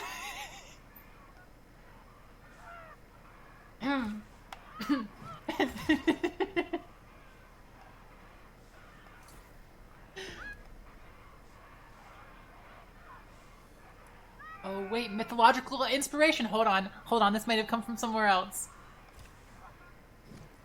The earliest inspiration for the Maiden in the Tower archetype is the pre-Christian European or Proto-Indo-European sun or dawn goddess myths. Oh shit, we're going way further back. Oh shit. Wait, if I type Corona, does anything come up with that? I literally don't remember them ever saying the name in Tangled. Saying Corona. I don't remember it at all. Is that just like background information? I don't know. If I type Rapunzel, setting, Deep in a forest. Yeah, okay. Is it just like vaguely German because of the Grimm brothers or whatever? I don't know. Fuck. I should probably... whatever. Because Obama... You mentioned it in Kingdom Hearts 3. Thank you. I mean, that's where I get most of my political beliefs. Kingdom Hearts. That's why I believe in friendship so much. Told him. Because Hillary told him. And now the country's infected with this Microsoft Wuhan swine virus getting pumped into our cities through cell phone towers, or I don't know. Maybe it all came from space. I don't know. But luckily, there's a cure. That's the vaccine, right? Wrong! It's cocaine! Cocaine is the key to everything. The key to the virus, curing the virus, it's the key to life! To washing your car at 3 a.m., having lots of unprotected sex, writing novels! Yeah, I don't think that's true. Pretty sure it was a joke tweet. Who cares? Who f***ing cares, Cody? When you ride the white rocket, all the spacemen are on board, baby! We're going to Jupiter! And it's way better than some microchip of a vaccine, I'll tell you that much! Yeah, so what's the deal with the microchip stuff anyway? What's the deal? The deal is Bill Gates flat out saying that he wants to microchip us in the same breath he pushed the vaccines! Are you talking about how on a Reddit AMA Bill Gates wrote that we'll eventually need a digital certificate for proof of vaccination that a pastor by the name of Adam Fannin misinterpreted as a call for microchips and for some reason snowballed the entire theory? Yeah, that's it. Except here we call it Reddit. Okay, moving right past that, surely there's like more evidence that would spin off a larger theory here. It can't just be a Reddit post that doesn't even mention microchips. No, that's it. And now the people are gonna rise up against Gates and all that he stands for.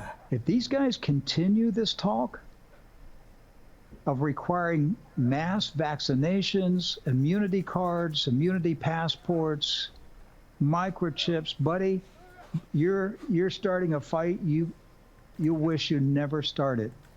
Yes. Because the American people will rise up and we will strip you down to your tidy whities, Mr. Gates. You'll be naked. Yeah, see? That guy gets it. Let's see Bill Gates' dick already. Yeah, that's actually Rick Wiles from True News. He's got a lot of ideas about Bill Gates and the Jews. So he's got a lot of ideas. Bill Gates is building Lucifer's Antichrist system by supporting vaccine technology.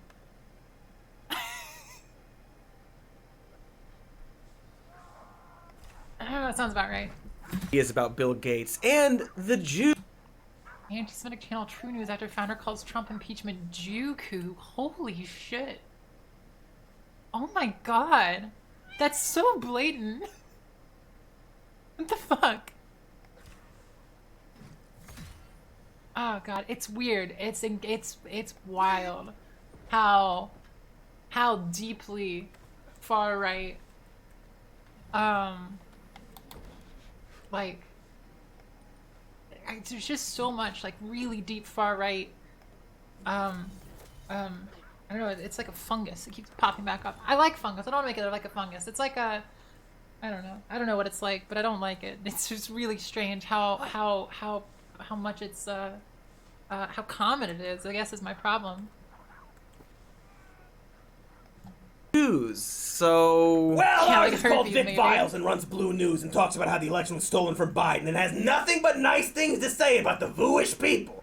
Speaking of dicks, we're just getting word that the vaccine actually makes your balls enlarged as well. You don't want big stupid balls, do you? Yeah, that's the Nicki Minaj thing, and I don't really... Her name is Vicky Vinaj. It's all V names. All f***ing V names, bro. Get your shit together. It's making those balls huge, and it's making them tits huge too. Big old milkers, according to Gawker. It's a joke about confusing swollen lymph nodes with boobs getting bigger. Wait, you don't have some bizarro V name for Gawker? Nah, it's just Gawker. I guess they are the Dark Universe version already. Yeah, they're not great. And so you got your enlarged gonads and your tit honkers, and then f***ing spoons keep sticking to them thanks to the vaccine making you magnetic. Magnetic f***ing milker balls, man. Getting beeped in your nads by cell towers is just f***ing wild. I'm sure you've seen the pictures all over the internet of people who've had these shots and now they're magnetized. They can put a key on their forehead, it sticks. They can put spoons and forks all over them and they can stick.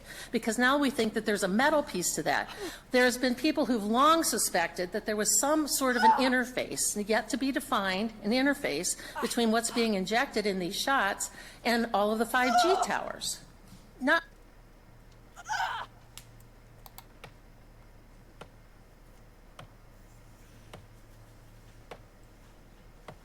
I should have gotten the iron pick. You're right. Thanks for the Dude, 6 months. Also, what?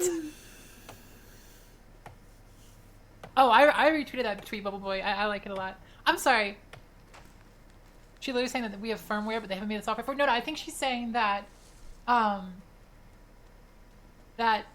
we don't know what's occurring, but that there is a relationship between the 5G towers and the coronavirus. That these are two big things in the national conscious, you know, especially in conservative sites. And so she's held on to both of these ideas. And that when you inject a person with it, that it's creating something that lets it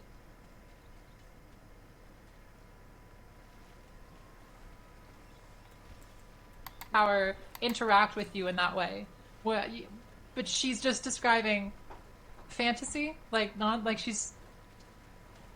Here's my question. It's Windows 11, yeah. Why, like, you have a phone. The 5G towers are interacting with you through your phone. You don't need to inject somebody for it. It's through your phone.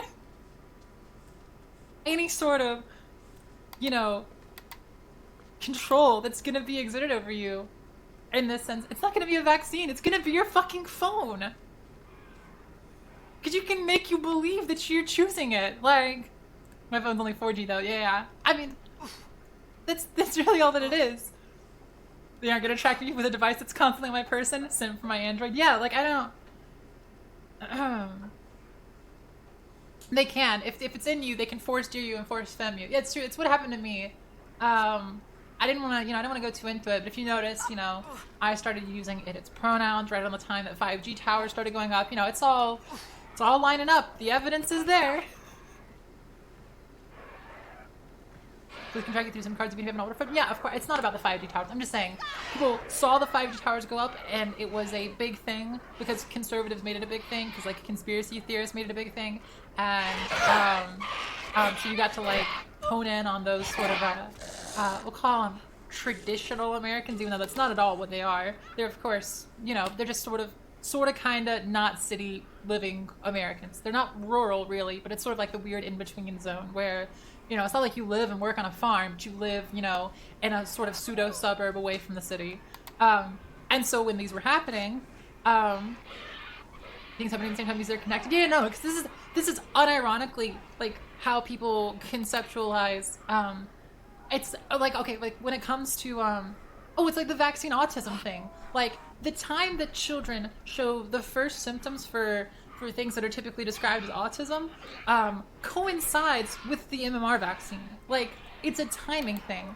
The things that we notice about children are that might be a little socially off or whatever in that sense are 100% they just occur at that point. It just happened to be that you don't remember the things that happened 3 weeks before the vaccine was given to your child that you could have been related to, you could have read as autism. But what you remember is the moment, the big event in your life that most closely coincided with it. And this is why, if you feel sick after you saw a guy that was sneezing and coughing or whatever, you will connect it to that guy and not the guy from 2 weeks ago who sneezed in a grocery store and you didn't notice. Even if that, because these sicknesses sort of develop, sort of take a while to develop and manifest themselves in you. Yeah, that's the whole video essay. I'm giving you the speed notes of that video essay. Yeah, of course, the study was completely fake. I'm just saying that an assumption on the behalf of the parents is because of the it's such a big event that's connected so closely with a timing right there. What's up, Alyssa? Lexi, is it? Or Doe? Call me Doe? Yeah, I don't know. It's just, so it's the same kind of thing here, where 5G was such a moment in the conservative mind that it, people were setting fire to 5G towers, and yeah, oh my god, it was happening here too. I saw it all over. Yeah, I don't know.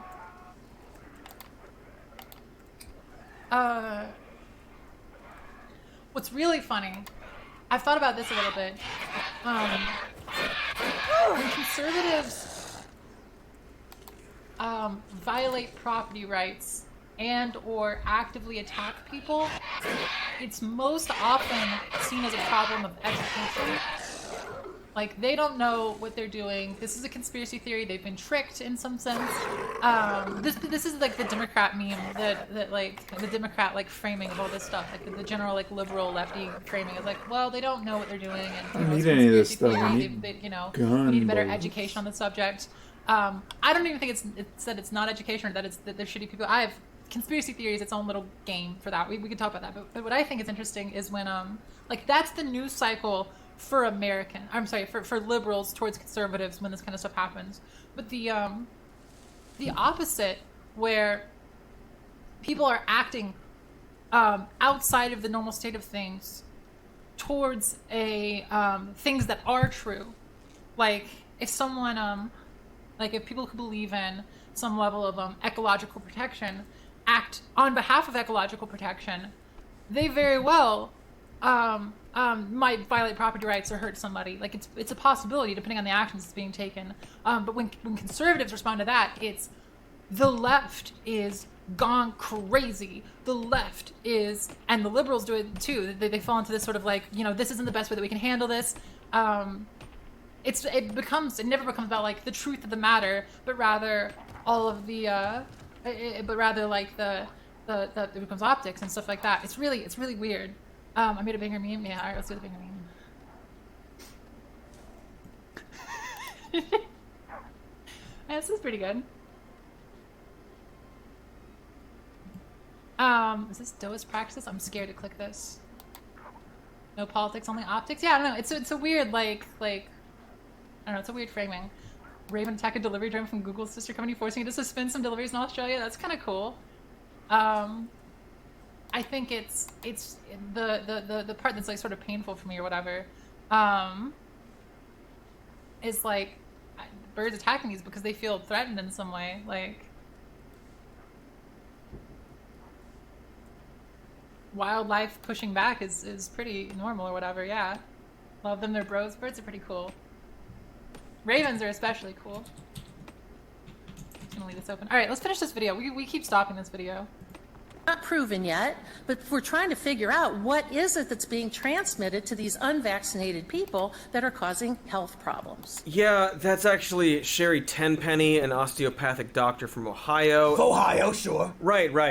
Very Venny or whatever. She, coincidentally, wrote an anti-vaccination book back in 2008. Also, they've literally tested this in France. Like, they actually sat down and took the time, spent money, and asked people who claimed they were magnetic to come in and be tested. We focused our experiments on magnetism. And to do that, we used two measuring devices. A device that measures a magnetic field and how it fluctuates without quantifying it. And a second device that measures how much electromagnetic induction or magnetic field there is. The results were completely negative, meaning that there was no magnetism around where the arm was injected. So to prove that it was a question of adhesiveness rather than of magnetism, we got rid of any stickiness by using magnesium sulfate, which you can find in talcum powder. We quickly noticed that the person or people who were presenting these symptoms completely lost all stickiness with the same objects that they had found to be magnetic before: coins, spoons, steel, or mobile phones. That's right. They found that these people claiming that they were magnetic were just sticky, greasy folks. Nothing to be ashamed of course, unless you somehow conclude that you're magnetic instead of accepting the obvious. Oh, buy some more, you f***ing sheep. Go enjoy your big milk. Also, I don't know if you've ever... Okay, so I know some people that have implants in fingers. Fingers are the most commonplace. I've seen it in others. I've seen arm. But I've seen ones where you either do like a chip. What do you call it? Like a RFID? Is that what it is? So that they can like open their phone or their house or whatever. You know, it does. You make it do different things depending on your own particular RFID. I remember at one point someone showed it where they would they like put their phone to their arm and it like opened my Twitter. They like programmed it for that, which was weird. It was interesting. But there's other ones that I've seen get like magnetic like things put in, and it's it's hyper localized. I don't think people understand how magnetism works or anything works, but like magnetism isn't like I don't know, like you would feel it pull on you. It wouldn't just stick to you. You would feel it pull on you. I don't know. Fuck. Let's not get too into it. Getting a chip implanted with which stores all my favorite memes. I mean, you could. You get an RFID chip that like opens a meme folder. You could do that. Please be patient. I have magnetism. I'm literally neurodivergent and magnetic. Okay. When I was in high school, I want to get little magnet implants. I never did though. I don't know. They're kind of weird to me. They kind of freak me out. I don't like the idea that a magnet could rip open my skin, so it's frightening. I know that they're like they're supposed to be like weak or something, but like I'm not a fan.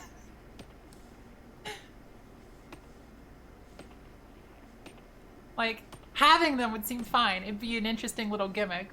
Or like, oh god, can you imagine having like old like CRTs and like or working on a computer and just destroying your computer because you have magnetic fingers? Like, there's a bunch of stuff like that. I don't know. It's yeah. You know, it's because I'm POC coded Irish and neurodivergent magnetic.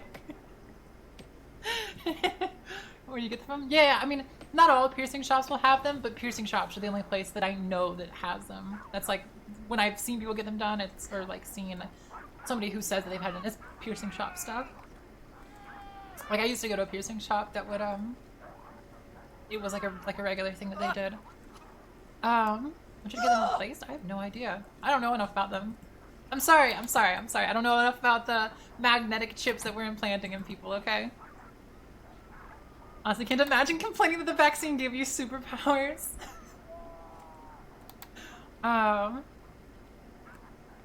think some dude had like a belt that detected magnetic fields and lightly shocked or vibrated or something, so we could always feel if he was facing north. That's interesting. That's weird. My mom's pacemaker has a Bluetooth and connects to Wi-Fi. Yes, she's an Android mom. Very cool. I was reading something that was saying that like cybernetics, like any system in which there is self-regulation on an electrical like a computer system in some sense, is a like a cybernetic relationship, and that like us being in our houses with like self-regulating thermometers like counts as like cybernetic. It's weird. It was an interesting way to like frame it. I don't know.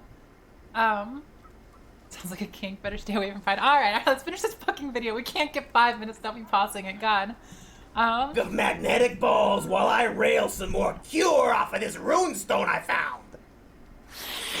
Yo! I think you might need some help. I think you need to watch your fat tongue before I chop down your entire life. Did you know that the vaccine changes your entire RNA and DNA and VNA? That's all the letters! There's like 2 Facebook posts right here that say, here's an image that's proof it makes you a hybrid human! A hybrid human, you stupid motherfucker! Kind of seems like you're scraping the bottom of the barrel here. Oh, yeah? How about a damn study from MIV saying that the vaccine alters your DNA? Yeah, that study wasn't peer-reviewed and has since been criticized by experts, but also, even if that wasn't the case, it doesn't actually say that it alters DNA. Yeah, well, in my world, the study says that it does, probably. I didn't actually read it. It's all true here, probably, Cody. The 5G created virus being used to push this dangerous vaccine that makes you bulbous and magnetic and sterile and changes your entire DNA until we're all some kind of mutant freak versions of ourselves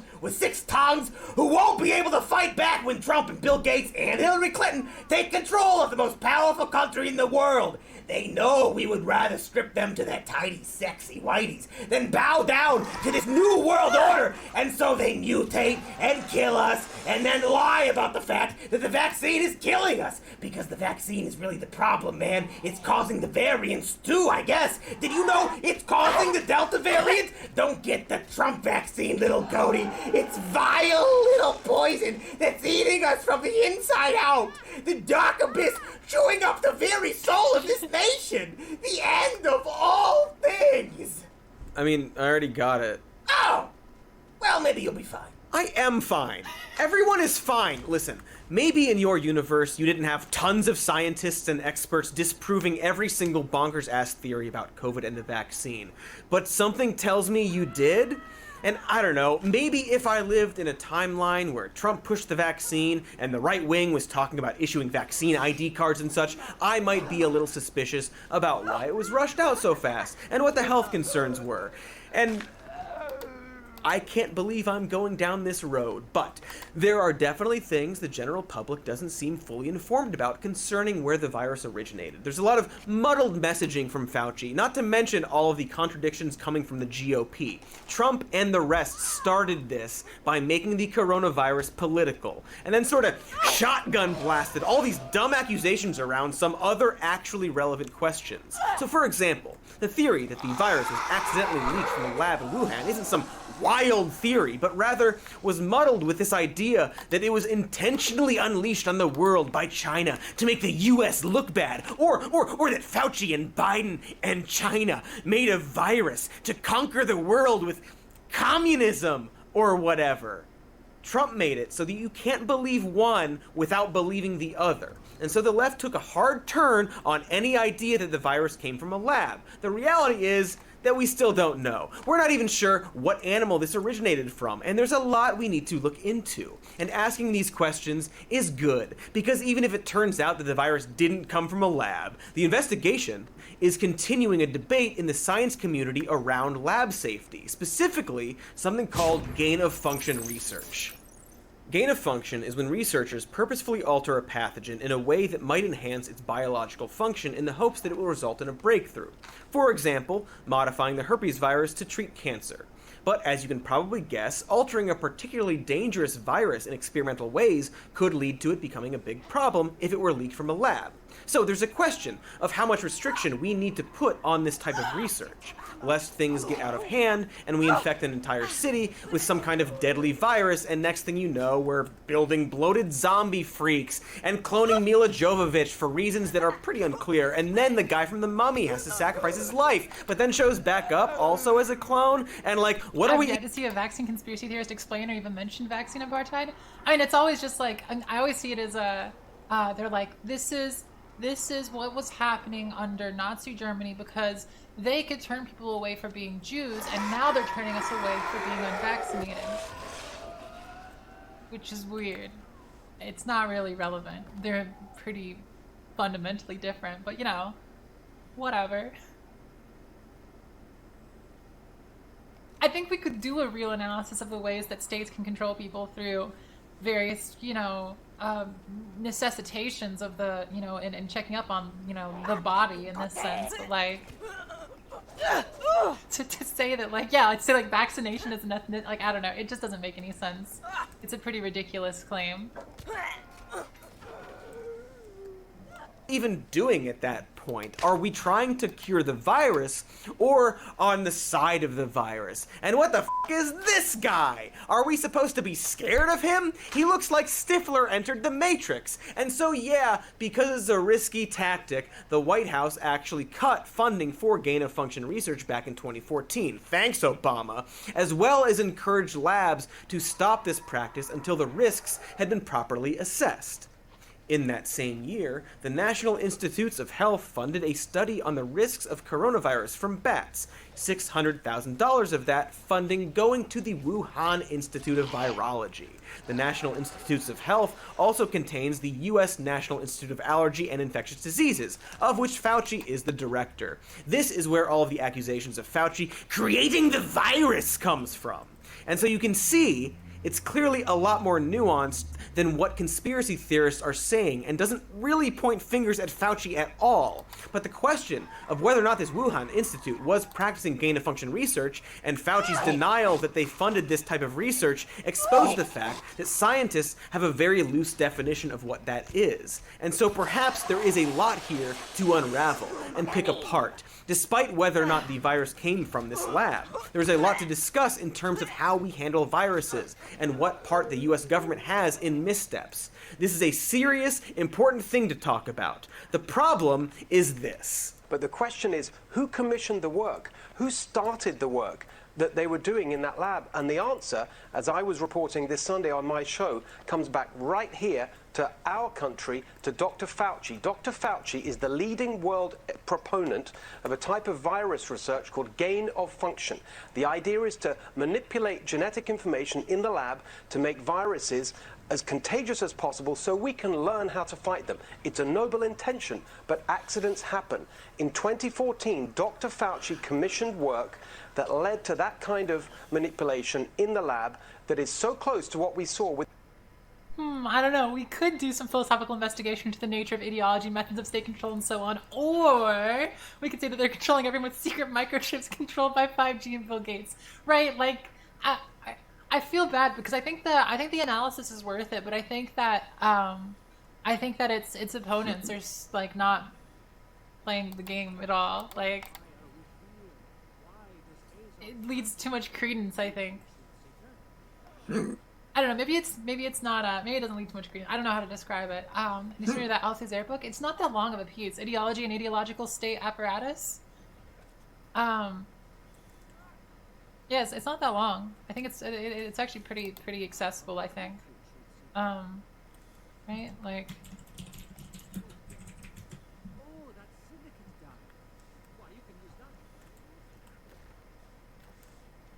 I don't know, it's like 10 pages, I think. I think if I put this into like a PDF, I think it would give me like 10 pages. That's my assumption.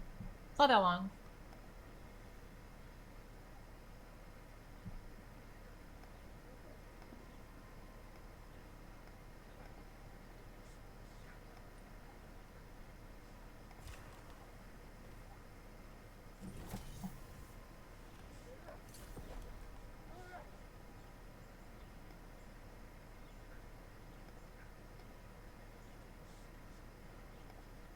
The first time I read it, this is the only bit that I read, starting from ideology interpolating individuals as subjects. I read this part down because it was relevant to the discussion.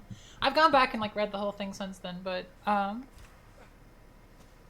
Lindsay did a video essay where he covers the main idea of it. Yeah, I mean I talk about this shit all the time. The four bits at the end. Yeah, this stuff is actually like really useful. It's less useful without all the lead up to it, but yeah, the duplicate mirror structure of ideology ensures simultaneously 1, the interpolation of individuals as subjects, 2, their subjection to the subject, 3, the mutual recognition of subjects and subject, the subject's recognition of each other, and finally the subject's recognition of himself, and 4, the absolute guarantee that everything really is so, and that on the condition that subjects recognize what they are and behave accordingly, everything will be alright. Amen, so be it. These 4, if you just like work these out, these are like the best way to like explain it, I think. But you gotta expand on these because these are not enough on their own. Anyways, I haven't watched very much Zanzi stuff. I think me and Zanzi have some like pretty stark like ideological differences, but I think I actually like respect a lot of the stuff that Zanzi does.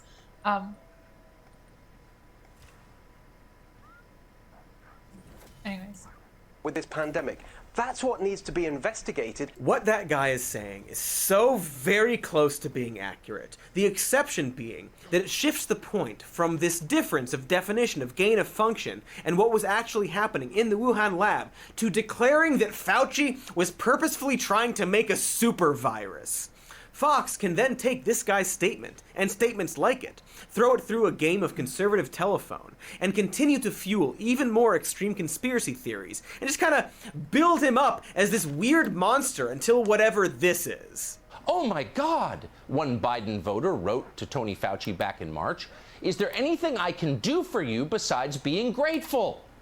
"Wash my feet with your tears," Fauci may have responded. We can't say that he did respond that way for certain. We don't have his reply.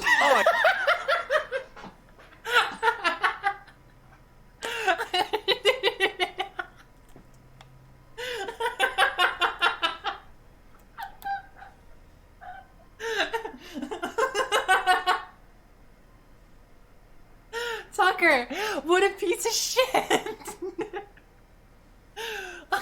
I can only think to refer to what the judge said about Tucker Carlson's new show, which was, no reasonable person would ever interpret what was said here as true, as factual.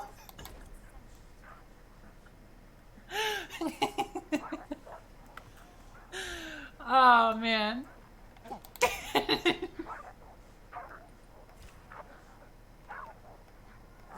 Oh, wait, The Hill. Tucker Carlson says he lies on the show when he's cornered or something. When I'm, quote, I'm really cornered or something. That's funny. I lie. If I'm really cornered or something, I lie. I really try not to. I try never to lie on TV. I just don't, I don't like lying. I certainly do it, out of weakness or whatever. God. What a loser. I take the L when I'm cornered. I get upset about it, but I take that L. Lying. What a cuck move, honestly. God. The fan fiction approach to reporting. Oh my god, what a joke. The Carlson debate bro overlap. Lie if cornered. True. Oh yeah, Tumbo Bummington loves those Fauci emails. It's what he and the GOP are currently using Wait. Tucker said, I want to listen to it again. Aliantha Angel said this was a Biden voter? Like, out of the blue? Right? I don't know, like, it's such obvious, like, you say, like, the keywords that just, like, trigger the things in the people's head to already be willing to accept whatever you're going to place forward. Fauci said this in a dream to my brother. Let me tell you about it. There's a few. I've seen them around. I wish I had like a post of all of them. I've seen people post them all together, but of some like really funny like footnotes. I wish I remember where they're from, but one of them was like, "This came to me in a dream," and another one, there's like 3 footnotes all right next to each other, and they're like, "It is known. It is known. It is known." I fucking love them. Oh god. Weird monster until whatever this is. Oh my God, one Biden voter wrote to Tony Fauci back in March. Is there anything I can do for you besides being grateful? Wash my feet with your tears, Fauci may have responded. We can't say that he did respond that way for certain. We don't have his reply. Oh yeah, Tumbo Bummington loves those Fauci emails. It's what he and the GOP are currently using to accuse Fauci of knowingly conducting gain-of-function research, because several of his emails seem to refer to such research happening after the White House put a ban on it. However, it was later revealed that these emails were about research that was conducted before 2014. But again, Fauci has been pretty unclear, and so yeah, sure, just fire him, Who cares? If that'll make people happy, but there's just not... Hey, you found all of them. Sources do trust me. It is known, it is known, it is known. This was once revealed to me in a dream. The Yahoo Answers, sources do trust me, is a top tier meme though. That's one of my favorites. Not really much here in terms of a big conspiracy. And yet, it's enough for the GOP and pundits to conclude that he's lying and imply that he intentionally created the virus, and then push the idea that getting a vaccination is dangerous. And ironically, this puts up a smokescreen over any morsels of information that are actually credible. And so the left dismisses all of it, making them seem just